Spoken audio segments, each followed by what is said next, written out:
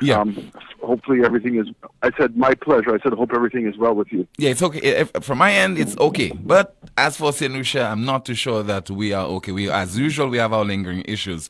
Let me ask you, with regard to impacts, why your administration could not have settled this once and for all, although a promise was made by the DPP to look at some 7 cases. Some 7 police officers were under investigation because the other 5, it was discovered that there wasn't sufficient evidence to file charges against them.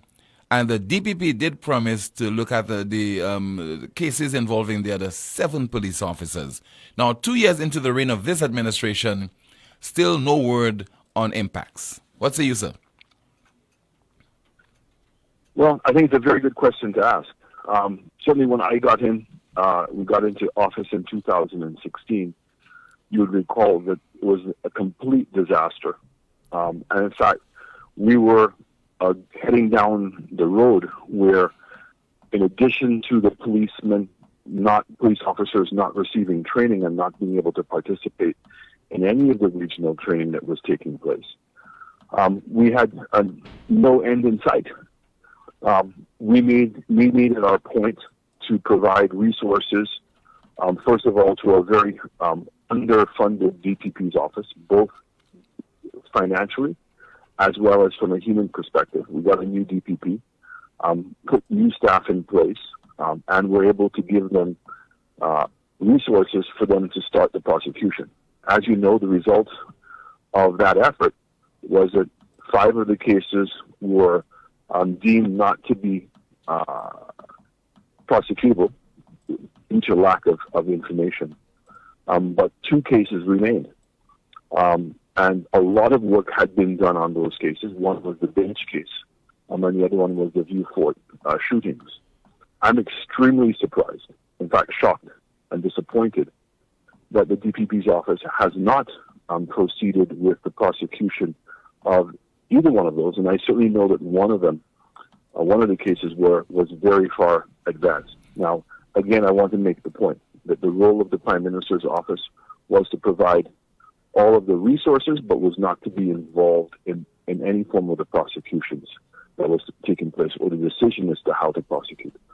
But I want to say to him that it wasn't just about the impacts and those specific cases, but it was also all of the other things that were taking place. So the work that we were doing in the police department, the work that we were doing in the forensic lab, the work that we were doing in the judicial system and building new courts, and trying to fast-track cases and going to a situation where we could have cases without a jury to fast-track some of those cases. All of those things were well on the way. And the big one, and I think the big one has a significant impact also on what we're seeing with the British government currently and the decision they made about Dominica, and the possibility that there will be similar decision made on St. Lucia and some of the other islands. And that is border control. On the separation of customs, where we would have the law enforcement part of customs being the border control and the revenue part of customs being within the Ministry of Finance. They may seem innocuous and unrelated, but I can say to you, Tim, all of those things were very much correlated.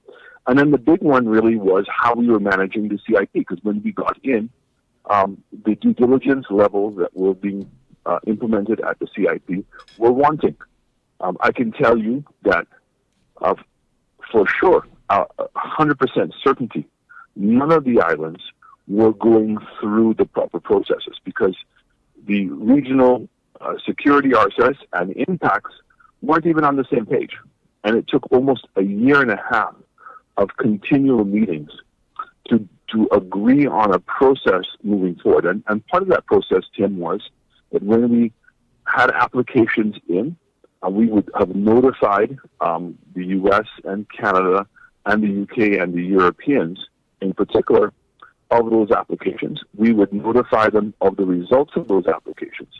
And at any time that there was an error or there was a change in information, and a person who had been granted a passport or citizenship was found wanting, we immediately rescinded that person's citizenship.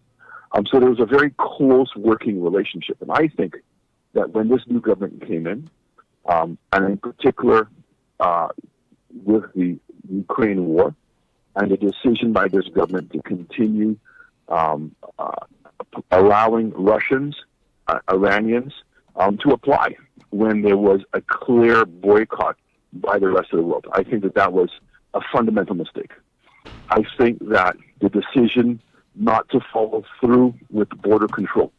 So here it is that the British government spent in excess of $2 million EC in helping facilitate St. Lucia building a proper border control between consultants that came down, getting structures involved. The first thing that they did was that they removed the acting controller of customs. The new controller of customs who came in very conspicuously decided to abruptly end the investigation that was taking place with Ernest Hilaire. And when I say investigation, it was simply requiring Ernest Hilaire to provide the documentation which would have shown who gave him permission to have allowed the car to be registered in the state's name, and very importantly, who gave him permission for the asset to be disposed of, for the asset to be given back to him. Because in the absence of that, Tim, it is a fraud. I mean, in essence, that he would have used his offices to benefit himself and to benefit his brother, and more importantly, he would have lied to customs when the car arrived, declaring that the car belonged to him. And while he may have paid for the car, but the fact that when he put the car in the name of the state, it became now the state's own at that point. But when you look at the combination of all of these things, Tim, I think that there is a very strong likelihood that what has happened to Dominica will also happen to St. Lucia in very quick form. And the other issue, come Wednesday of this week, the St. Lucia Labour Party will be observing its second anniversary in office. What do you think about the stewardship of the government thus far? Well, they have put this country in a state of fear. People are fearful to leave their homes, Tim, after certain hours. People are fearful to go to and travel to certain places in St. Lucia. People have become fearful of speaking their mind. People have become fearful of what's taking place economically, the cost of living in this country. People have just literally are in a constant state of fear. And that is what the legacy of this Labour Party is in 2 years. And it's getting to the point where you and I and everybody else can sense that something is going to break. People cannot be expected to live in a state of fear as we are. And what is fueling that fear is the breach of trust by this government. Every time you turn around, there's another breach of trust. They come to you and tell you that they're going to be imposing a 2.5% levy for health and security. We now know that that was a lie. That's not true. The fact is that they were intending to actually increase the VAT to 15%. But even they knew, and their own supporters knew, that imposing a 15% VAT in St. Lucia would be wrong. And so to try to justify it and to pacify it, they breached the trust of the people of St. Lucia. They breached the trust when they amended the Act, the Suppression Act. And look, listen to the name, the Suppression Act, because that's exactly what they are doing to the people in the South. They are suppressing them. And they're suppressing all the citizens of this country through the practice of fear and intimidation. What's taken place with Richard Frederick? What's taken place with the Banans land? What's been taking place with Rovergate? What's been taking place with so many other different issues in this country, Tim, is that there's been a significant breach of trust. Nobody can trust this government. And the foreign countries who have seen the same breach in trust have acted and are probably going to act. And guess who is suffering it at the end of the day under every single circumstance? It's the citizens of this country. They're the ones who are paying the price. They're the ones who currently can go to England without a visa, and very soon they will now have to apply online, and it'll be a selective process as to who can go to England. They're the ones that the cost of living have been passed on to. My final question to you, what will be different about a United Workers' Party government compared to the previous one if you are at the helm? Well, that's exactly what we're analyzing at this point. I have to say to you that I was a little bit surprised, Tim, that given the track record of United Workers' Party of growing the economy, and more importantly, how diverse our investment portfolio was. We were not just investing in roads, we were investing in schools, we were investing in healthcare facilities, we were investing in supporting facilities, we were investing in young people wanting to get into technology businesses. I'm surprised again that the offering and the basic understanding of what is healthcare insurance versus what is universal healthcare, that persons would have opted for something that's not achievable in St. Lucia. The government of St. Lucia by itself cannot afford to cover all of the healthcare costs. There has to be some level of participation, and to make that participation more affordable to everyone, Tim, it's about requiring every single solution to have a health care insurance. And those persons who cannot afford to buy the insurance, the state was going to provide that insurance for them. Those persons who were in jobs could pay as they went. And therefore, by that format, which has been successful in so many other countries in the world, would have been implemented. But we now, as a party, have been going through a process to understand what went wrong, and to make sure that we don't throw out the baby with the bathwater. And what do I mean by that? I think that there are some fundamental policies that our party were undertaking that everybody did appreciate.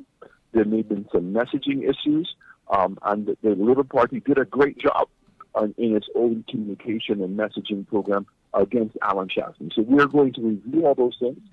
If in fact that they were clearly policies that we were implementing that were egregious or unacceptable or people didn't understand, we're going to review those things. But we want to have a country in which every single solution has an opportunity for progress. But starts, Tim, there's no chicken and egg in this scenario. You must first grow the economy.